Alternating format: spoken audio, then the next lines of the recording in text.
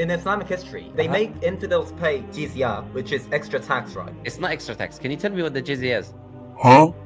Well, it is a tax on infidels, isn't it? What kind of tax? And why is it applied? It is a tax levied on infidel, right? Not right. That's incorrect. What part of my definition is wrong? You just said who needs to pay the jizya, but you're not saying why they need to pay the jizya and under what context or how much it is the jizya. Do you know about the jizya or you don't know? It's a very simple question. I know. Yes or no? You know. Okay, so why do they pay the jizya? Because they are infidels, aren't they? No, that's wrong. So you don't know. So you are ignorant, clearly. And not only ignorant, but you have what we call compounded ignorance. So you are the worst category possible of people when it comes to knowledge. There's knowledgeable category, someone who knows what they're talking about, which clearly isn't you. And there's a middle category, which is people who are ignorant. And these people are humble. So they ask for information. Please, can you teach me about this? And that's clearly also not you because you're not humble. You are in the compounded ignorance category. First, you need to educate them that they don't know what they're talking about. Then you need to teach them, even though they're arrogant and refusing to accept that they don't know what they're talking about. Yeah. Allah Azza mentions the jizya in the Quran, in chapter 9 of the Quran. It's a tax for specific type of people. Who are those people? They are the military-aged male combatants. So children, women, old people who are poor, who have no money, anyone who has zero money to pay, anyone who's like, let's say, a priest or a monk who doesn't work, all of these categories of people are exempt from the jizya. Why do they pay the tax? Because it's a tax of protection. So if a war happens, Muslims will go and fight and die for those non-Muslims who will be safely in the Muslim land while Muslims are fighting on their behalf to protect them. The jizya, though, is the tax which is limited and it's specific. The jizya can be 1 dinar, 2 dinar, 3 dinar, depending on the school of thought of the judge that is going to apply the jizya